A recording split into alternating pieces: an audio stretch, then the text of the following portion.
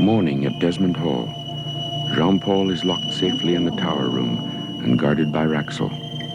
He has survived his second night of defiance of the evil star that instructs him to kill. Newfound allies shield him from the influence of the dreaded curse that haunts him. He sleeps this day, his secret at last revealed to the girl who loves him and to his cousin Philip.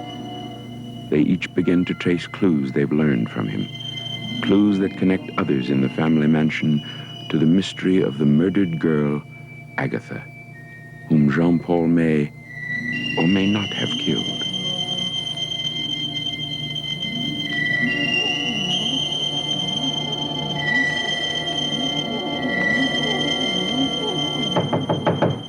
Are you up? Come in, Court. What's happened to you? Well, I haven't slept all night. Sorry to hear that. What's wrong? Jean-Paul tried to kill me last night, didn't he? Nonsense.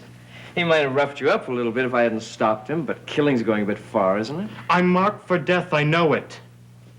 You're imagining things. Susan told me she saw the mark on my face. What kind of a mark? She called it the mark of death. Well, did she describe it? No, she just said that she had seen it. Well, you'd better ask her about it then. She told me that I was going to kill. Well, do you believe that? Well, why would she say it? Have you killed? What kind of a question is that? Well, have you? You don't have to answer that question. Why, are you afraid? Leave me alone. I'll make a bargain with you. Go ahead. I'll answer your question, if you answer mine.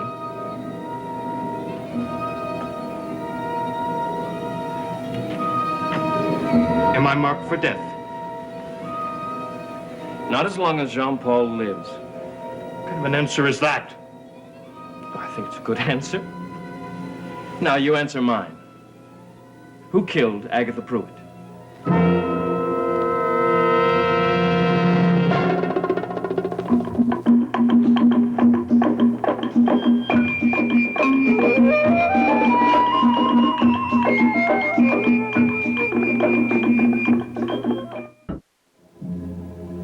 What did you say?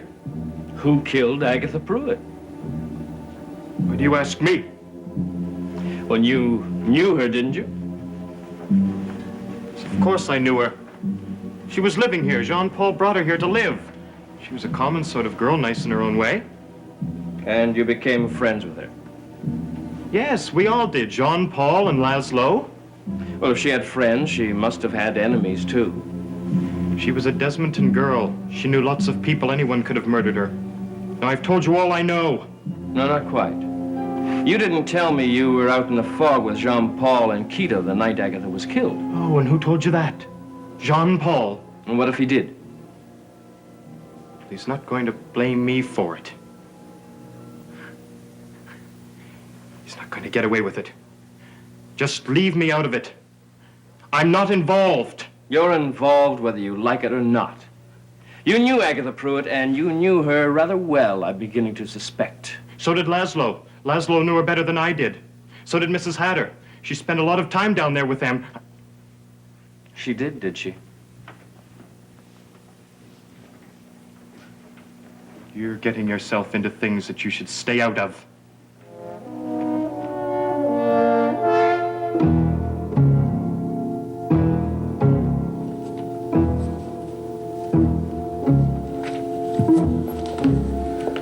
Well, it's good to see someone up and about this early. It's so busy. But you really must take some time off, you know. All work and no play is not good for pretty ladies. I'll try to remember that. Court told his mother that you and Susan were in town last night. News travels fast.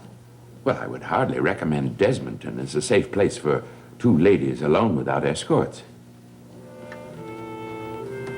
Why do you say that?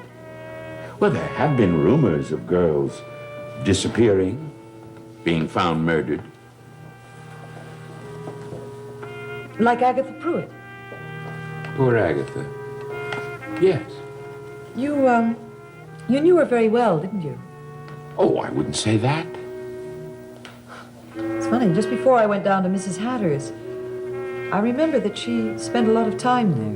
Well, I can't speak for Mrs. Hatter. Well, when I was there, you used to come and see us quite often. Although I don't seem to recall our conversations. Women's conversations are hardly memorable at best, I'd say. Perhaps not. We were talking about Agatha. I would love to sit here and gossip with you, but I must go up and get ready for work. Ah, another bright young face. Well, you're looking rather cheerful this morning. Emily and I have been having a most diverting conversation. If you want any help with your little mystery, just let me know.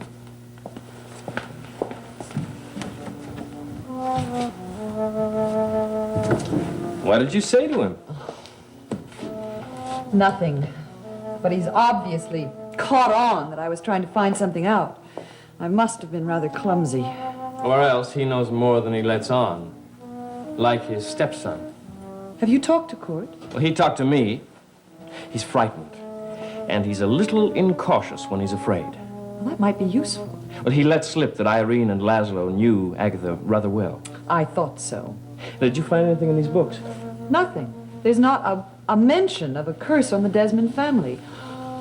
Although there was something very strange going on around the 17th century. What kind of things? Jacques Eloi Desmondes was engaged in cruel, sadistic practices, perhaps even something criminal. Well, that portrait may be our clue. Jean-Paul said it was Jacques that cast the spell on him at Maljardin.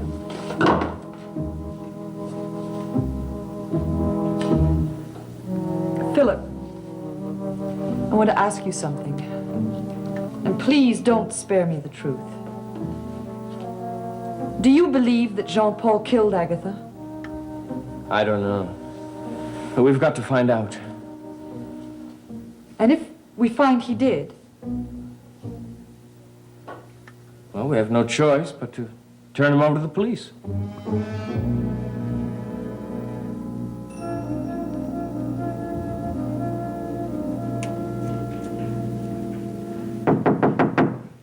Laszlo. Oh, Kurt. I didn't expect you. Sorry to disappoint you. What do you want? I want to untangle the relationship between you and my family. You'd better tell me what you mean. Well, let's start with my stepfather. Laszlo and I are friends. That explanation may or may not satisfy my mother, but it certainly will not satisfy me. You are a rude young man. I'm only trying to protect my future. That has nothing to do with me.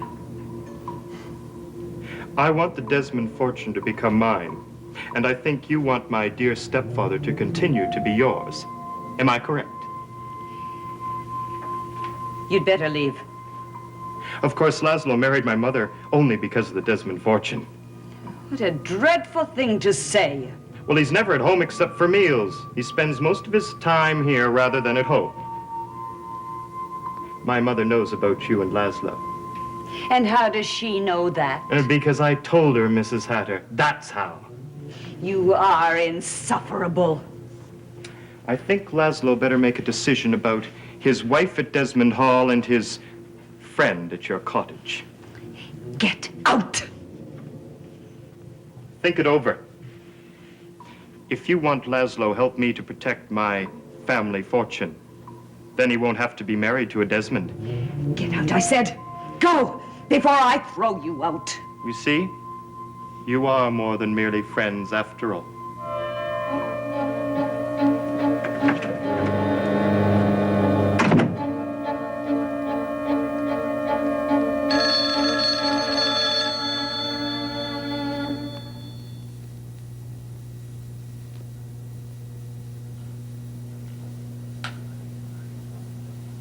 Irene, I must see you. Take care. Don't talk to anyone. Questions are being asked, and we must both make sure we have the same story. What do you mean I'm too late?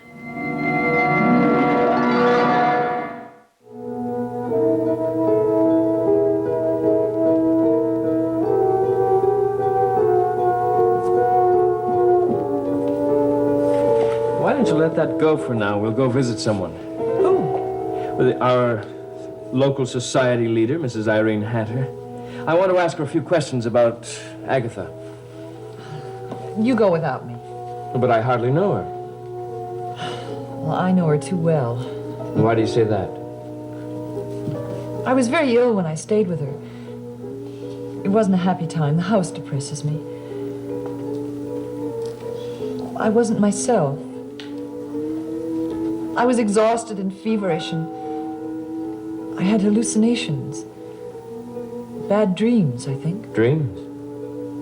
What kind of dreams? About who? I can't remember them. I only know the house upsets me, and I can't face it. Or her. Not yet. All right. I'll go alone. Philip. Please, don't let anything happen to you there. You really do think that house is dangerous, don't you? I know it's silly of me. No, it's all right. Don't worry. Oh, still playing detective, cousin. Yes, and I see you're still playing comic relief. If he isn't careful, he's going to find himself in a lot of trouble. He can look after himself. Well, I'm glad to hear that someone can. What are you frightened of? I'm not frightened. Then why did you and Susan lock yourself in her room last night? Well, that's a question that only Susan can answer. Why don't you go outside and find her and leave me to my work? You're trying to get rid of me. Well, stay if you like. Your dear pal Philip gave me the 3rd degree this morning. And then he comes down and reports to you, and now witness dismissed. There are times, Court, when I think you should be writing novels. Perhaps a mystery novel. Well, if that's what appeals to you. Yes, like the mystery of 2 pretty girls locking themselves up in a room where no one has locked a door for years. Well, times change. Or maybe the mystery of a man who locks himself in a room in a deserted wing of a house, guarded at the door by his old faithful servant. Those are ingredients for a good mystery novel. It's your story, not mine. No, it's yours, too. Jean-Paul tried to kill me last night. There are times when the temptation to kill you is quite understandable. Don't ridicule me. You're starting to sound like the man you love.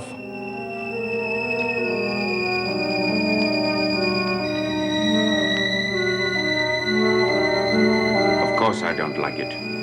But that's the way it has to be for the time being. You might try to look at it from my point of view. Oh, I do. It lasted as long as you needed me, as long as I had the powers to help you. And now, they're gone. Don't you understand? We're up to our necks in suspicion. We're involved with the Pruitts who've disappeared and their daughter who was murdered. We didn't kill her.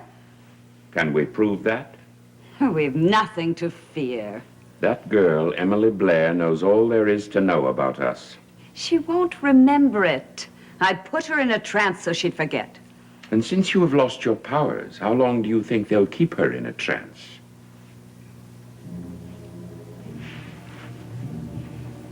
I didn't think of that. Well, you should think of it. And of other things as well. What things? We're just friends now, nothing more. I won't let it end like this. Now listen to me very carefully. If I have to choose between a woman whose son will inherit the Desmond fortune and a woman who's lost the powers that attracted me, I believed it was the woman who attracted you, not the powers. you're a romantic fool. And fools are dangerous.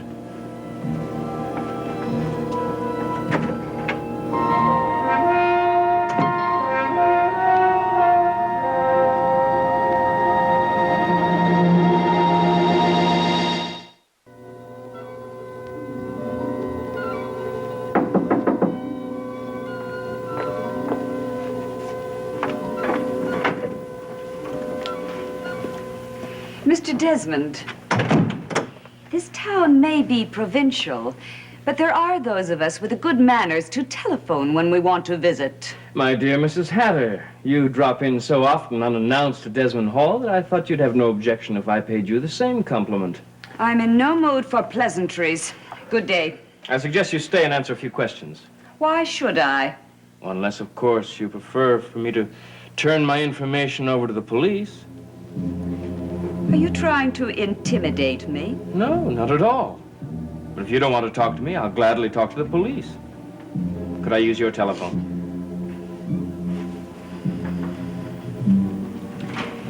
What do you want to know? First, about Agatha Pruitt. You knew her, didn't you? Only slightly. A little more than slightly. She spoke quite often about you to Emily Blair. What did that girl tell you about me? Emily? I took her in when she was ill, upset because Jean-Paul had jilted her for another girl. Well, let's leave Emily Blair out of this, And now, in gratitude for my kindness, she spreads spiteful gossip about me. She said nothing of the kind about you. Then how do you know that I knew Agatha Pruitt? Mrs. Hatter, secrets are not easily kept in a town this small. Now, several people have been seen coming from your place constantly. It was Court, wasn't it? Why would he do that? Because he's a troublemaker. Besides, he knows more about Agatha Pruitt and her parents than any of the rest of us. Did I mention her parents? Didn't you? Now, why did the Pruitts leave town the day after their daughter was found dead? Did they? Mrs. Hatter, I would be wasting my time and yours if I hadn't checked a few certain facts in town before I came here. I hardly knew the Pruitts. They came here several evenings a week. And after their daughter was found dead, they packed their bags and left town. Why? I am not some little nobody in this town, Mr. Desmond. I have many friends. You are the stranger here, not I. I must ask you to leave. Wouldn't you rather tell me what you know yourself, rather than let me hear it from other people and maybe construed as gossip and slander? All right. Yes. Yes, I did know the Pruitts. We played bridge several nights a week. With Mr. Thaxton as a fourth. You are impertinent. And you, Mrs. Hatter, are lying. But if you don't wish to cooperate with me, I have other ways of finding out what I want to know, believe me.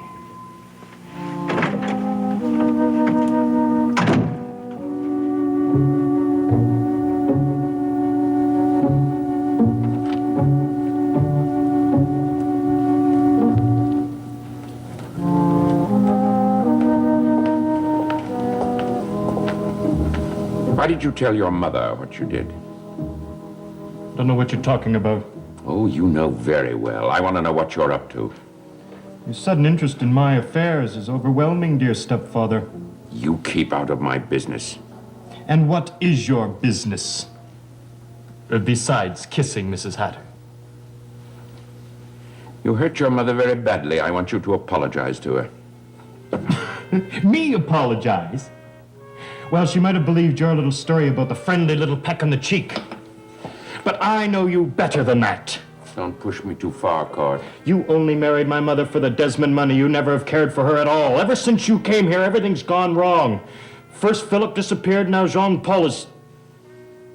Yes, what about Jean-Paul? You're trying to get rid of him, aren't you? That's what it is. You've lost your senses. And then I suppose my turn is next. And then you'll have your greedy hands and all the Desmond money which you married my mother for.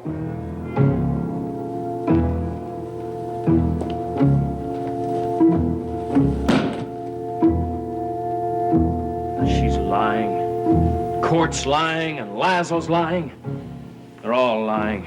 There's no way they're going to tell us the truth, and we've got to find it out for ourselves. But they'll do anything they can to stop it.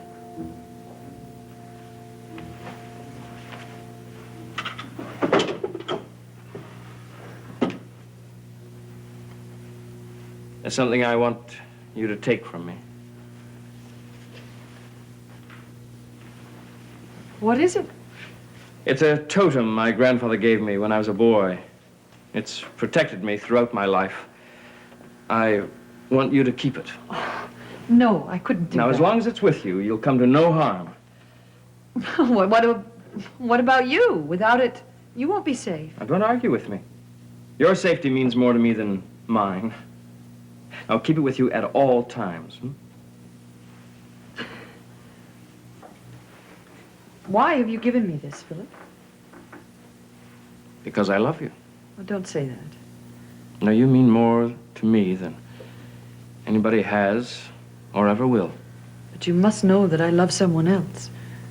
Yes, I'm not blind. For your sake as well as his, I hope Jean-Paul is innocent. He is. He must be. Well, if he's not, I'll be here. Until then, I want you to remain free from any harm. Ah, there you are. Don't you ever knock. Oh, sorry, I thought you'd be eager in hearing what I have to say. I know who killed Agatha Pruitt.